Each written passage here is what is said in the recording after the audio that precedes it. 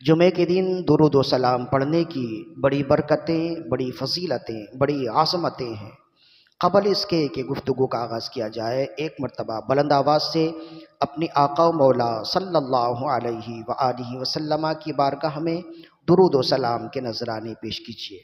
اللہم صلی علی سیدنا و مولانا محمد طب القلوب و دوائہا وعافیت الابدان و شفائہا ونور الابصار و ضیائہا وروح الارواح و غذائہا وعلی آلہ و اصحابہ وبارک وسلم۔ قرآن مجید کی جس آیت مقدسہ کی تلاوت کا شرف حاصل کیا، سورہ فرقان کی آیت ہے اور آیت نمبر 31 ہے۔ اس آیت میں اللہ تعالیٰ نے ارشاد فرمایا، وقال الرسول یا ربی ان قوم اتخذوا ھذا القرآن مہجورا، اور رسول نے کہا کہ اے رب میری قوم نے قرآن کو چھوڑ دیا۔ وَكَذَلِكَ جَعَلْنَا لِكُلِّ نَبِيٍّ عَدُوًّا مِّنَ الْمُجْرِمِينَ، اور اسی طرح ہم نے ہر نبیوں کے ساتھ ان کے دشمن مجرمین کو بنائے۔ وَكَفَى بِرَبِّكَ هَادِيًا وَنَصِيرًا، اور تمہارا رب بطور ہادی اور بطور مددگار تمہارے لیے کافی ہے۔ تو اس آیت میں اللہ تعالیٰ نے یہ ارشاد فرمایا کہ رسول نے کہا کہ اے میرے رب میری قوم نے قرآن کو چھوڑ دیا ہے۔ تو اب اس کی دو تفسیر کی گئی، جسے صاحب روح البیان نے بھی نقل کیا اور امام ابو عبداللہ القرطبی المالکی رحمہ اللہ نے بھی نقل کیا، اور ارشاد فرمایا کہ اس کا ایک معنی تو یہ ہے کہ جب رسول اللہ صلی اللہ علیہ وآلہ وسلم نے نبوت کا اعلان فرمایا، کچھ لوگ کلمہ پڑھنے والے ہوئے اور اکثر لوگ آپ کو جھٹلانے والے اور آپ پر اترنے والی کتاب کا انکار کرنے والے ہوئے، تو رسول اللہ صلی اللہ علیہ وآلہ وسلم نے اپنے رب سے شکایت کی کہ اے رب میری قوم نے قرآن کو چھوڑ دیا۔ تو پھر اللہ تعالیٰ نے اپنے حبیب صلی اللہ علیہ وسلم کو تسلی دی اور فرمایا، پیارے حبیب یہ معاملہ فقط آپ کے ساتھ ہی نہیں بلکہ آپ سے قبل جتنے انبیاء کرام آئے، شریعت لے کر آئے، اللہ کا پیغام لے کر آئے، تو کچھ لوگ ماننے والے ہوئے تو کچھ لوگ انکار کرنے والے بھی ہوئے۔ تو یہ انکار کرنے والوں کا معاملہ فقط آپ کے ساتھ ہی خاص نہیں ہے، تو پیارے حبیب آپ اس سے خاطر کبیدہ نہ ہوں، اور آپ کے لیے اتنا ہی کافی ہے کہ آپ کو رسول کہنے والا میں ہوں اور آپ کی تائید و نصرت کرنے والا میں ہوں۔ وَكَذَلِكَ جَعَلْنَا لِكُلِّ نَبِيٍّ عَدُوًّا مِّنَ الْمُجْرِمِينَ، اور اسی طرح ہم نے مجرمین کو ہر نبی کا مخالف بنایا۔ وَكَفَى بِرَبِّكَ هَادِيًا وَنَصِيرًا، اور تمہارا رب ہی کافی ہے، وہی ہادی ہے، ہدایت دینے والا ہے، نصیرہ اور وہی مددگار ہے۔ تو گویا اس کی ایک تفسیر یہ ہوئی۔ اس کا دوسرا معنی یہ ہے کہ قیامت کے دن رسول اللہ صلی اللہ علیہ وآلہ وسلم اپنے رب سے کہیں گے کہ مولا میری امت نے، میرے لوگوں نے قرآن کو چھوڑ دیا تھا تو وہ گمراہ ہو گئے۔ وقال الرسول یا ربی انا قوم اتخذوا ھذا القرآن مہجورا، کہ اے رب میری قوم نے قرآن کو چھوڑ دیا تو وہ گمراہ ہو گئے، وہ کافر ہو گئے، وہ مشرک ہو گئے۔ تو دونوں آیت میں اور دونوں شان نزول میں قوم سے مراد مشرک اور کافر ہے۔ مسلمان تو قرآن کو چھوڑنے والا نہیں ہے نا، تو دونوں تفسیر میں قوم سے مراد مشرک اور کافر ہے۔ لیکن مفسرین نے فرمایا، بالخصوص صاحب روح البیان نے فرمایا کہ اگرچہ یہ آیت مشرکین اور کافروں کے لیے ہے، لیکن مسلمانوں کو بھی رکنا چاہیے اور غور کرنا چاہیے کہ کہیں اس کا عمل اس دور میں کافروں اور مشرکوں جیسا تو نہیں ہے، کہیں وہ بھی قرآن سے منہ موڑ کر، قرآن کو چھوڑ کر کافروں اور مشرکوں جیسا عمل تو نہیں کر رہے۔ چنانچہ صاحب روح البیان فرماتے فیہ تلویح بأن المؤمن کثیر التعاہد للقرآن الکریم، اس میں یہ اشارہ ہے کہ مومن کو کثرت سے قرآن مجید کی تلاوت کا اہتمام کرنا چاہیے، کل یوم و لیلۃ، ہر دن اور ہر رات قرآن مجید کی تلاوت کا اہتمام رکھنا چاہیے، کئی لا یندرج تحت ظاہر النص الکریم، تاکہ وہ ان لوگوں کی طرح نہ ہو جائے جن لوگوں کی شکایت اللہ کا رسول قیامت کے دن رب سے کرے گا۔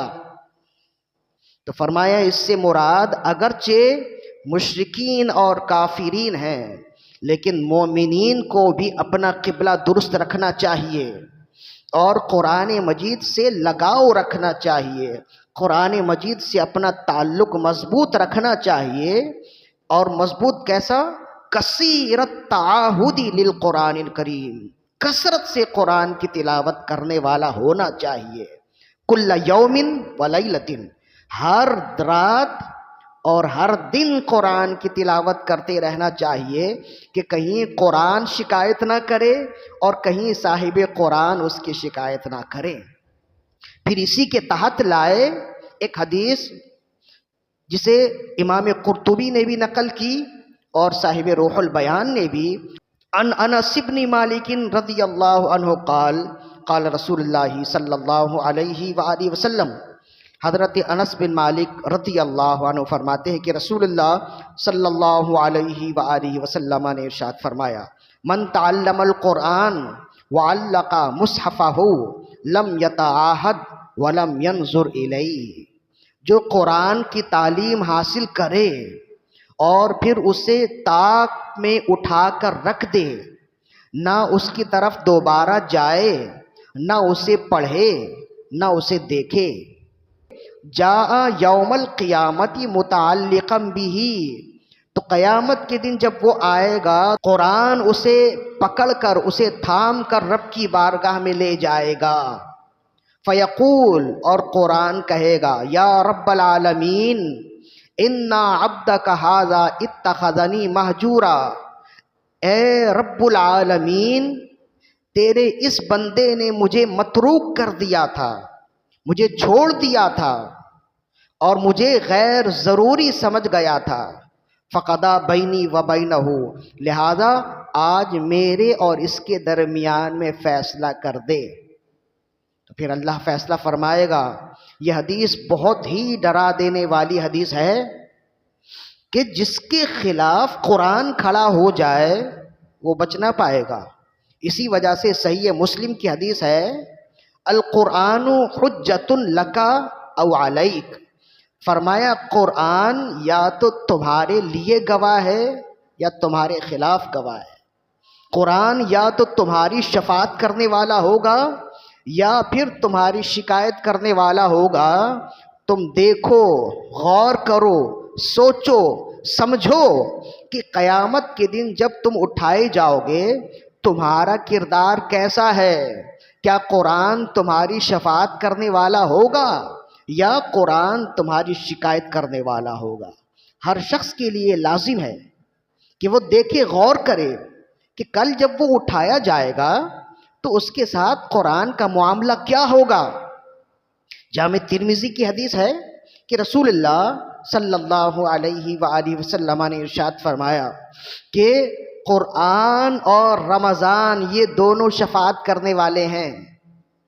قرآن کہے گا، یا اللہ اس بندے نے زندگی بھر میری محافظت کی، راتوں میں قرآن کی تلاوت کرتا رہا اور زندگی بھر میرے ساتھ رہا، اس نے اپنے آپ کو مجھ سے منسوب رکھا، متعلق رکھا، یا اللہ اس نے مجھے خوش کیا مفہوماً، یا اللہ میری شفاعت اس کے حق میں قبول فرما۔ اور رمضان کہے گا، یا اللہ اس نے میرا ادب کیا، احترام کیا، اور میری وجہ سے دن بھر یہ کھانے پینے اور عمل تجویز سے اپنے آپ کو دور رکھنے والا ہوا، یا اللہ میری شفاعت بھی اس کے حق میں قبول فرما۔ رسول اللہ صلی اللہ علیہ وآلہ وسلم نے ارشاد فرمایا، اللہ اپنے پیاروں کی شفاعت قبول فرماتا ہے، لہذا اپنے کلام قرآن کی شفاعت بھی اللہ ضرور قبول فرمائے گا، اور اپنا محبوب مہینہ رمضان کی شفاعت بھی ضرور قبول فرمائے گا۔ تو قرآن مجید جس کے لیے شفاعت کرنے والا ہو جائے یقیناً وہ بخشا جائے گا، اور قرآن مجید جس کے لیے شکایت کرنے والا ہو جائے یقیناً وہ پھنس جائے گا۔ تو ہر شخص اپنے آپ کو خود ترازو میں تولے، اپنے اعمال کو دیکھے کہ کیا وہ اس کے اعمال ایسے ہیں کہ قرآن اس کی شفاعت کرے، کیا اس کے اعمال ایسے ہیں کہ قرآن مجید اس سے محبت کرنے والا ہو، اور اگر نہیں تو پھر اپنے دل کا قبلہ درست کیجئے، اور یہ یقین رکھیے کہ جس کی شفاعت قرآن کرے اس کی شفاعت قبول کی جائے گی، اور جس کی شکایت قرآن کرے اس کی شکایت بھی قبول کی جائے گی۔ ہر شخص کے لیے ضروری ہے۔ یہاں تو طرفہ یہ ہے کہ علماء تو یہ کہتے ہیں کثیرت تعاہدی للقرآن الکریم کل یوم و لیلۃ، مومن کو چاہیے کہ قرآن مجید کی کثرت سے تلاوت کرے، ہر دن اور ہر رات تلاوت کرے۔ لیکن یہاں ہماری غفلت یہ ہے، ہر دن یا ہر رات کیا ہے، سالوں گزر جاتے ہیں، قرآن پڑھنا کیا کوئی کھول کر دیکھتا بھی نہیں ہے، اتنی مصروفیات ہے۔ تو کیا قرآن مجید صرف طاقوں میں رکھنے کے لیے ہے، یا قرآن مجید صرف قرآن خوانیوں میں پڑھنے کے لیے ہے؟ قرآن مجید کثرت سے پڑھنے کے لیے ہے۔ جیسے بار بار موبائل فون نکال کر دیکھتے ہیں نا، ایسے ہی بار بار قرآن پڑھنے کے لیے ہے، بلکہ اس سے بھی زیادہ۔ تو ہم تو موبائل فون کے رسیا ہو گئے نا، ہر وقت ہمیں اپڈیٹ رہنے کی ضرورت ہے۔ حالانکہ یہ بات بھی طے ہے کہ حد سے زیادہ معلومات کا ہو جانا بھی درد سر ہے، حد سے زیادہ۔ ایک وقت تھا کہ ساری دنیا کیا، علاقائی خبریں بھی بہت کم لوگ سنتے تھے، تو نہ ذہنی انتشار تھا اور نہ ہی دل کا اتنا مرض تھا۔ اب صبح اٹھے تو ساری دنیا کی خبریں لوگ سنتے ہیں، وہاں فلاں ہو گیا، وہاں زلزلہ ہو گیا، وہاں آگ لگ گئی، وہاں یہ ہو گیا، وہاں وہ ہو گیا، وہاں قتل ہو گیا، تو لوگ سن سن کے نفسیاتی مریض ہو رہے ہیں۔ تو ہر چیز ہر شخص کے لیے، ساری دنیا کے لیے اپڈیٹ رہنا ضروری نہیں ہے۔ اس کے لیے بس اتنا ہی ضروری ہے اسے کیا کرنا ہے، اس کی فیملی کو کیا ضرورت ہے، اس کی ذات سے لوگوں کو کیا فائدہ ہو رہا ہے، اور اللہ عز و جل اور اس کے رسول کا اس پر کیا حق ہے، وہ ادا کر رہا ہے یا نہیں، بس اتنا کافی ہے۔ ساری دنیا کی خبر رکھنا ہر شخص کے لیے ضروری نہیں ہے۔ تو ہم تو اپڈیٹ کے پیچھے اس قدر پاگل ہیں کہ بار بار آپ نکالیں اپنا موبائل فون نکالیں، دیکھیں کوئی نئی خبر آئی کہ نہیں۔ یہ تو حال ہوا پڑا ہے ہمارا۔ تو جیسی بے چینی ہمیں بار بار موبائل فون دیکھنے میں ہوتی ہے نا، ایسی ہی بے چینی بار بار قرآن مجید دیکھنے میں بھی ہونی چاہیے۔ اور یہ یقین رکھیے کہ اسی بے چینی کے ساتھ آپ قرآن مجید دیکھیں گے تو یہ شفاعت کرے گا۔ آپ کا موبائل فون آپ کی شفاعت کرنے والا نہیں ہے۔ اسے دیکھیں، غور کریں، اور پھر سمجھیں کہ ساری دنیا کہہ رہی ہے کہ ہم ترقی کی طرف ہیں، کیا یہ ترقی ہے یا تنزلی ہے؟ ہمارے اسلاف تو شب و روز قرآن کی تلاوت کرتے، اور ہم یہ ہیں کہ سالوں گزر جائیں قرآن کی تلاوت کا اہتمام نہیں ہوتا، اور پھر اس کا اثر کیا ہوتا ہے ہماری زندگی میں کہ ہمارے دل بھی اکثر و بیشتر قرآن کی تلاوت سے جب دور ہوئے تو ہمارے دل زنگ آلود ہوئے ہیں۔ صحیح حدیث شریف ہے، امام بیہقی نے شعب الایمان میں اس حدیث کو نقل کیا۔ عن ابن عمر رضی اللہ عنہما قال قال رسول اللہ صلی اللہ علیہ وآلہ وسلم، ابن عمر رضی اللہ عنہما فرماتے ہیں کہ رسول اللہ صلی اللہ علیہ وآلہ وسلم نے ارشاد فرمایا ان هذه القلوب تصدع کما یصدع الحدید اذ اصابہ الماء، فرمایا یہ دل بھی زنگ آلود ہو جاتے ہیں جیسے لوہا زنگ آلود ہوتا ہے جب اس میں پانی لگ جائے۔ تو عرض کی فما جلاؤہا یا رسول اللہ دل زنگ آلود ہو جائے تو اسے صاف کرنے کا کیا طریقہ ہے؟ فرمایا کثرت ذکر الموت و تلاوت القرآن، زنگ آلود دل کو صاف کرنے کے دو طریقے ہیں، موت کو کثرت سے یاد کرو اور تلاوت قرآن کثرت سے کرو، یہ دو چیزیں ہیں۔ اور یہ دونوں چیزیں ہمارے درمیان سے نکل گئی۔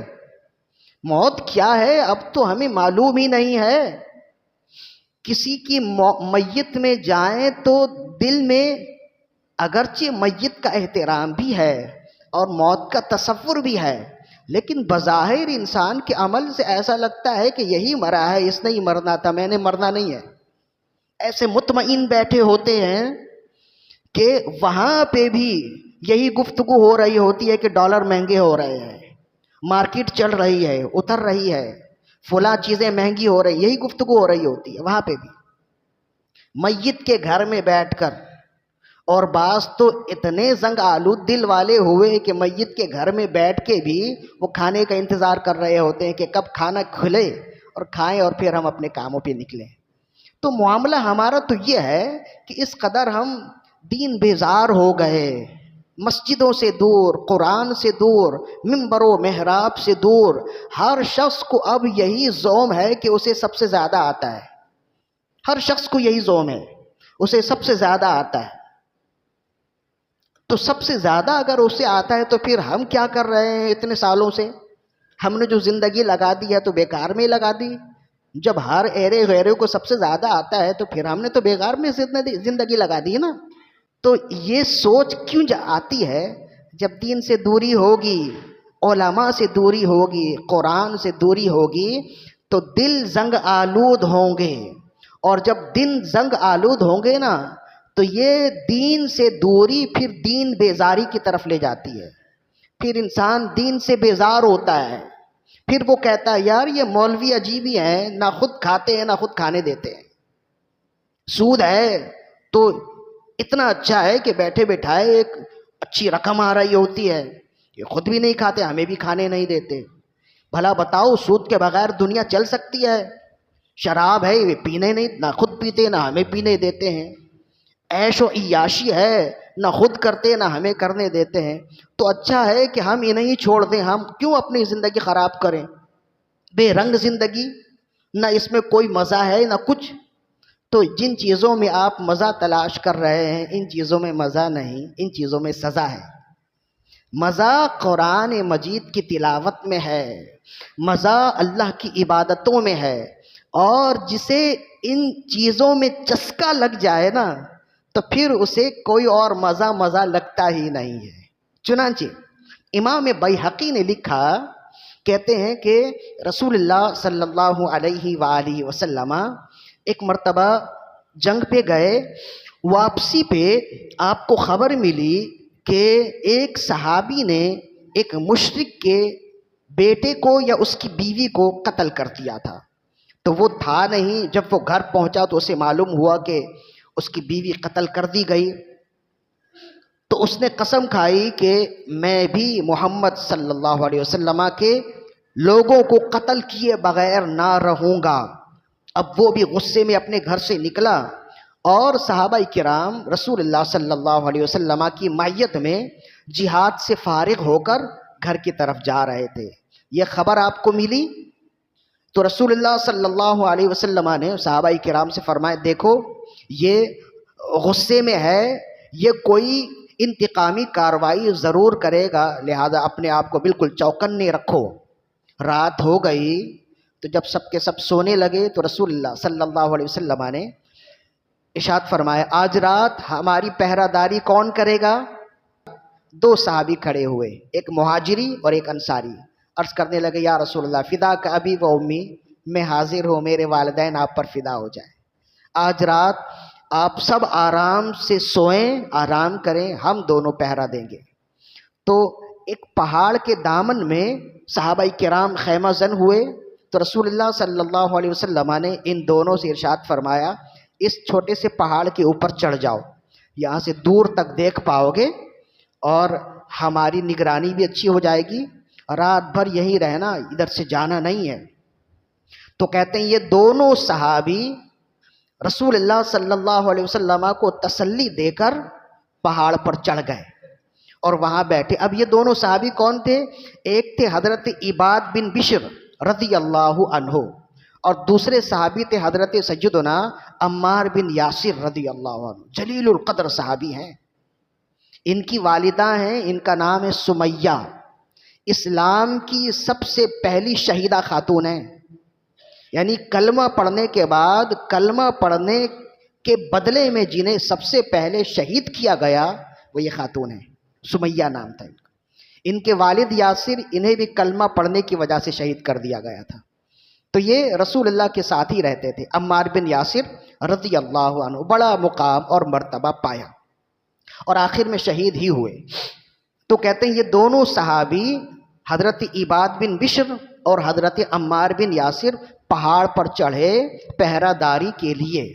تو اب جب دونوں اپنے مقام پر پہنچ گئے تو دونوں نے کہا دیکھو اگر ہم دونوں ہی جاگتے رہے تو آخر وقت میں شاید نیند کا غلبہ ہو، سو جائیں تو ہمارے لیے مشکل ہوگا۔ ایسے کرتے ہیں کچھ دیر میں جاگتا ہوں، آپ آرام کر لیں، پھر کچھ دیر آپ جاگ لیں، میں آرام کر لوں گا، اس طرح سے پوری رات گزر جائے گی۔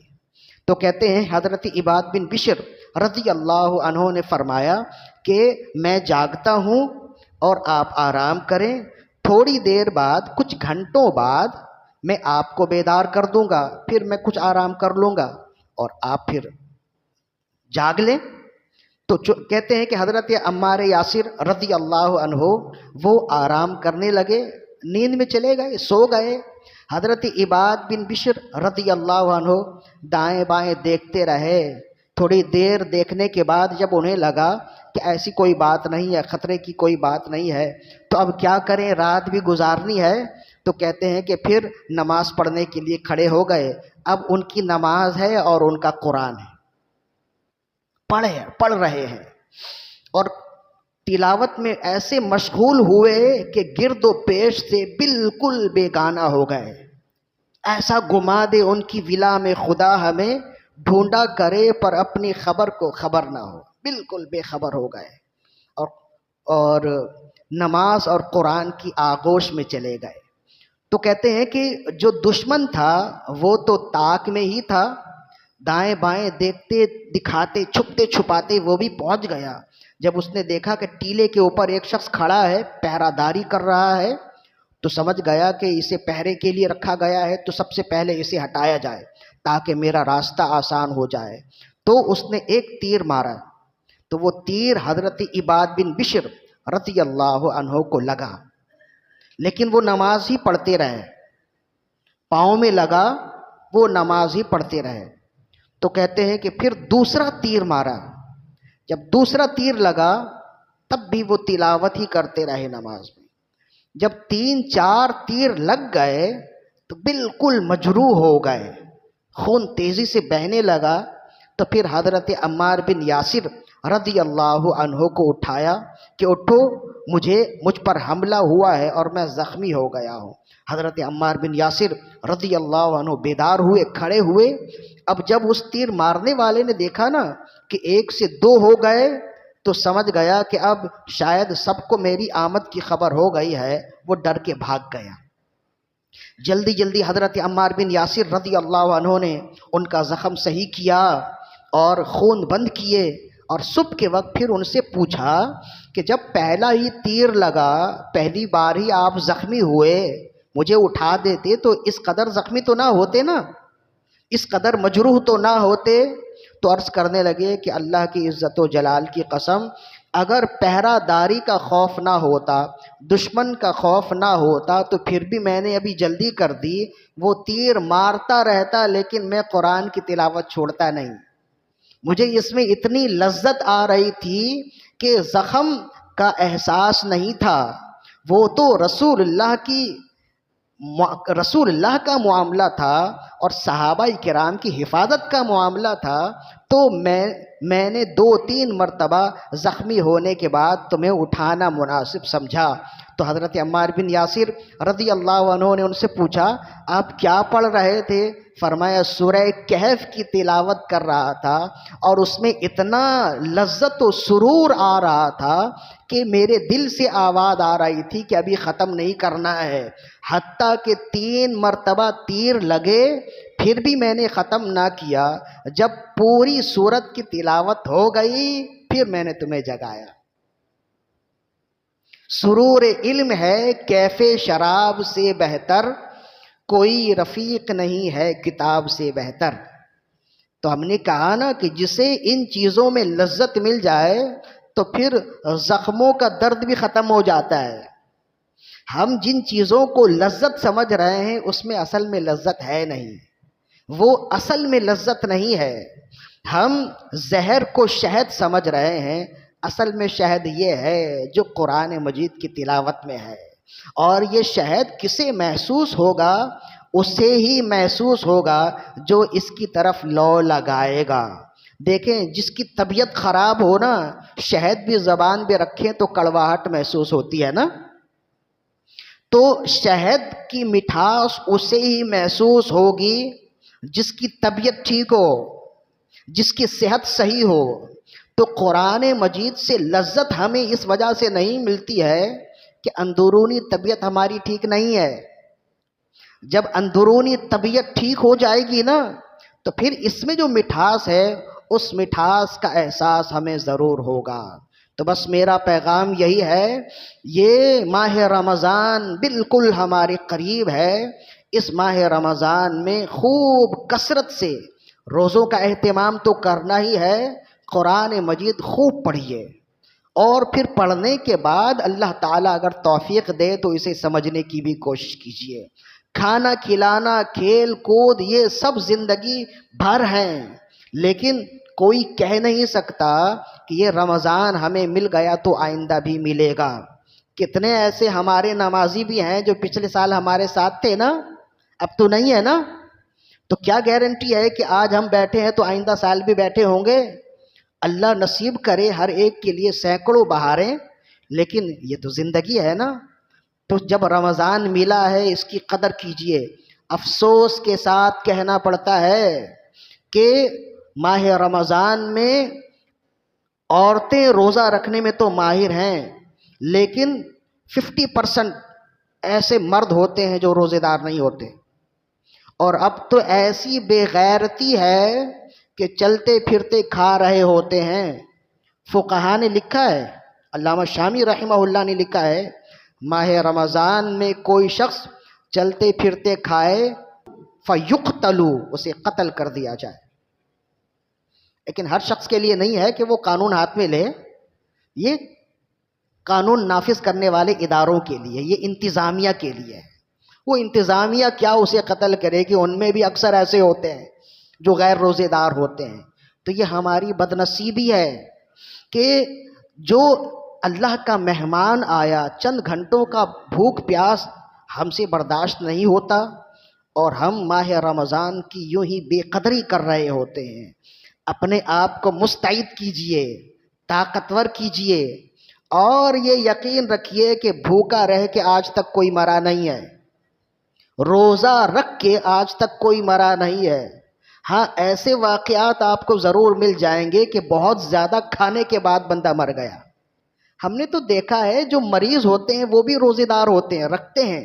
بعض ایسے ہوتے ہیں کہ وہ شوگر کے مریض ہیں، بلڈ پریشر کے مریض ہیں، لیکن پھر بھی کہتے ہیں کہ مریض ہیں تو کیا ہوا، بار بار رمضان تھوڑا ہی آتا ہے، رکھیں گے۔ اور جو جوان ہیں وہ صرف روزہ اس وجہ سے نہیں رکھتے کہ منہ کا جو چسکا ہے نا، یہ جو گٹکا ہے یہ نہیں ملے گا، اس وجہ سے روزہ نہیں رکھتے۔ یہ لعنت ہے۔ آپ ہنس رہے ہیں، ہم رو رہے ہیں کہ ہمارے نوجوان اس طرف تباہ ہو رہے ہیں۔ یہ جو میٹھی چھالیاں ہوتی ہے نا، اس میں بھی نشہ ہوتا ہے۔ تو ان چیزوں سے آہستہ آہستہ یہ چھالیاں کھاتے کھاتے پھر آپ گٹکے میں آتے ہیں، اور پھر گٹکے سے آگے چلے جاتے ہیں۔ ہماری نوجوان نسل یہ منشیات میں تباہ ہو رہی ہیں، تو انہیں بچانا ہے، کون بچائے گا؟ کم از کم آپ اپنے آپ کو ہی بچا لیں، بہت بڑی بات ہے۔ تو ماہ رمضان میں قرآن کا اہتمام رکھیے اور روزوں کا اہتمام خاص طور پر رکھیے۔ دو باتیں ہو گئیں۔ تیسری بات یہ ہے کہ ہمارے ایمان کا تقاضا ہے۔ آج بھی ہمیں معلوم ہوا ہالینڈ کے کسی خنزیر نے، کسی کتے نے پھر ہمارے آقا صلی اللہ علیہ وسلم کی شان میں گستاخی کی۔ آپ کو بھی خبر ملی ہوگی، سوشل میڈیا پہ تو اکثر لوگ ہوتے ہیں، ہم سے زیادہ آپ ان ہوتے ہیں۔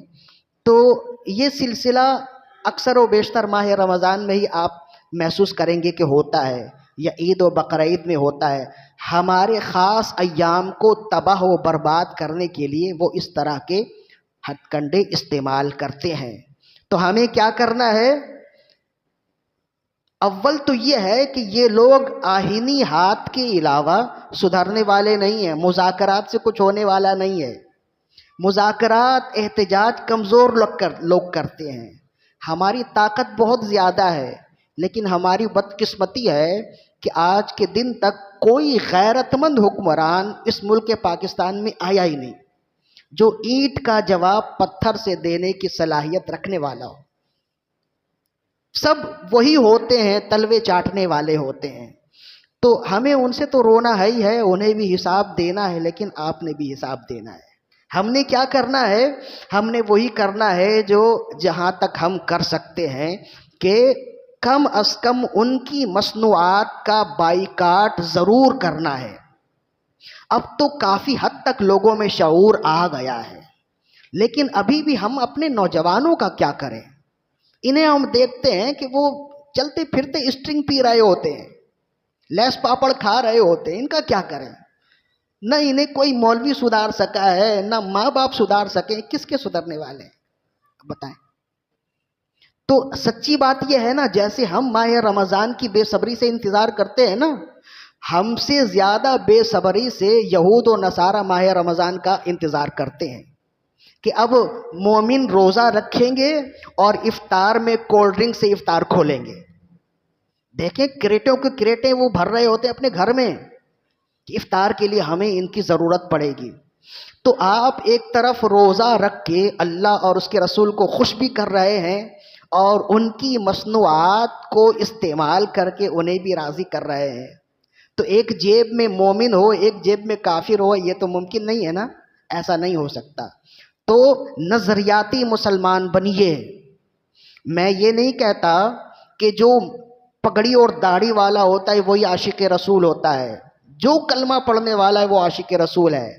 وہ عشق رسول کا اندازہ اس وقت ہوتا ہے جب اس پر امتحان پڑے، تو پھر عشق رسول کا اندازہ ہوتا ہے نا۔ تو سب عاشق رسول ہیں۔ اپنے عشق رسول کو، اپنی قوت ایمانی کو، حرارت ایمانی کو تازہ رکھیے۔ اے عشق تیرے صدقے جلنے سے بچے سستے، جو آگ بجھا دے گی وہ آگ لگائی ہے۔ اپنے آپ کو نظریاتی مسلمان، پریکٹیکلی مسلمان رکھیے اور ان چیزوں سے دور رہیے۔ اب تو 1 سال ہو گئے نا تقریباً مصنوعات کا بائیکاٹ کرتے ہوئے، اور جب ہم نے شروعات کی تو ان چیزوں کا متبادل نہیں تھا، اب تو 80% چیزوں کا متبادل ہمارے پاس موجود ہے۔ بس یہ ہے کہ خاص طور پر جب رمضان کی خریداری کریں، شربتوں میں، صابن میں، چائے کی پتی میں، دودھ میں، پانی میں، ان ساری چیزوں میں اپنے آپ کو اس بات پر لازم کیجئے کہ ہم خریدیں گے، اپنی لوکل چیزیں خریدیں گے، لیکن ان کی چیزیں نہیں خریدیں گے۔ دیکھیں مومن جو ہے نا، جیب خالی ہونے سے ڈرتا نہیں ہے۔ کافر اور مشرک اس کی ریل کی ہڈی ہے۔ یہ تجارت اور صنعت کافر اور مشرک کی ریل کی ہڈی ہے۔ ہمارے لیے کیا ہے؟ ہم کل بھی کھجوروں سے پل رہے تھے، آج بھی پل جائیں گے، ہمارے لیے اتنا کوئی مسئلہ نہیں ہے۔ آج بریانی ہے، کل اگر دال روٹی بھی ہوگی تو ہم چلا لیں گے، لیکن وہ نہیں چلا سکتے۔ اس لیے وہ اپنی صنعت کی بربادی سے، اپنی تجارت کی بربادی سے سب سے زیادہ خوفزدہ ہوتے ہیں۔ اور جب آپ یہ عمل کرتے ہیں نا، تو آپ نہیں کر رہے ہوتے، پوری قوم کر رہی ہوتی ہے۔ ذہن میں یہ بات آتی ہے میں اگر نہ کروں تو کیا ہے، اور تو لوگ کر رہے ہیں نا، یا میرے ایک کے کرنے سے کیا ہوتا ہے؟ افراد کے ہاتھوں میں ہے اقوام کی تقدیر، ہر فرد ہے ملت کی مقدر کا ستارہ، ہر شخص کے لیے لازم ہے ہر شخص اپنا کردار ادا کرے، ہر شخص کو باری باری بارگاہ رسالت میں جواب دہی کے لیے کھڑا ہونا ہے۔ جب رسول اللہ پوچھیں کہ میری شان میں گستاخیاں ہو رہی تھیں، تم کیا کر رہے تھے؟ تو اس کے لیے جواب تو تیار رکھنا ہے نا۔ یا رسول اللہ، مجھ سے جو ہو سکا میں کرتا رہا، میں نے زندگی بھر اپنے آپ کو پابند کیا کہ ان کی نہ چیزیں خود کھاؤں گا، نہ ان کی چیزیں خود کھاؤں گا، نہ اپنے بال بچوں کو، اپنے گھر والوں کو کھلاؤں گا۔ یا رسول اللہ، میں کمزور تھا، اتنا ہی کر سکا تھا، میں نے کیا۔ تو کچھ جواب دہی کے لیے بھی تو تیاری کرنی ہے نا۔ اس بات کو اپنے اوپر لازم کیجئے۔ شربتوں میں بھی بہت ساری شربتیں ہیں جو ان کی ہیں، ہماری شربتوں میں دیکھیے یہ جو لیمو پانی ہے نا، اس سے آگے کوئی شربت نہیں ہے، اور لسی سے اچھی کوئی شربت نہیں ہے۔ یہ استعمال کیجئے، صحت کے لیے بھی اچھی ہے، اور اس میں کوئی ملاوٹ بھی نہیں ہے۔ یہ بالکل لوکل چیزیں ہیں گھر میں بھی بنانے کی۔ باقی یہ ساری جو چیزیں ہیں ان میں ملاوٹ بھی ہوتی ہیں، جب ان کی کھپت زیادہ ہوتی ہے تو ملاوٹ زیادہ ہو جاتی ہے۔ ان چیزوں سے بچیں، یا اگر آپ واقعی کوئی اور شربت پینا چاہتے ہیں تو پئیں، لیکن ان کی چیزوں سے دور رہیں۔ کون کون سی شربت ہے کچھ یاد ہے؟ وہ ایک شربت آتی ہے نا، وہ پاؤڈر میں ہوتی ہے، کیا کہتے ہیں اس کو؟ ٹینگ، ہاں ٹینگ۔ یہ شربت بھی جو ہے نا، یہ غیر ملکی ہے، ہماری نہیں ہے، لیکن اس میں ذائقہ بہت ہوتا ہے، اور اس میں بہت ساری اور بھی ورائٹی بھی ہوتی ہے مختلف، تو لوگ اسے پیتے ہیں، تو اسے بھی نہ پئیں۔ اپنی چیزیں استعمال کریں، بھلے اگر خراب بھی لگتی ہیں لیکن اپنی پھر اپنی ہیں۔ انشاءاللہ آئندہ وقت آیا تو ان میں اچھائی بھی آ جائے گی۔ کپڑوں میں، لباس میں، چپلوں میں ابھی تو ساری تو خریداری ہوگی نا۔ کھانے پینے سے لے کر ہر چیز میں اپنی چیزوں کو ترجیح دیجیے۔ کچھ سالوں ایسا کریں گے نا تو پھر آپ اس کے نتائج اچھی طرح دیکھیں گے انشاءاللہ۔ تو یہ چند باتیں تھیں جو میں سمجھتا تھا کہ ضرور آپ کو گوشے گزار کروں۔ روزہ رکھیے، نماز پڑھیے، لیکن افطار کے وقت ایسا نہ ہو کہ آپ کے دسترخوان میں یہود و نصارہ کی چیزیں رکھی ہوں۔ اگر ایسا ہوگا تو پھر سمجھ جائیں کہ پھر آخرت میں جواب دہی کے لیے آپ کو بھی تیار رہنا ہے۔ اللہ تعالیٰ سے دعا ہے کہ ہماری آج کی حاضری اپنی بارگاہ میں قبول و مقبول فرمائے۔ وما علینا الا البلاغ المبین۔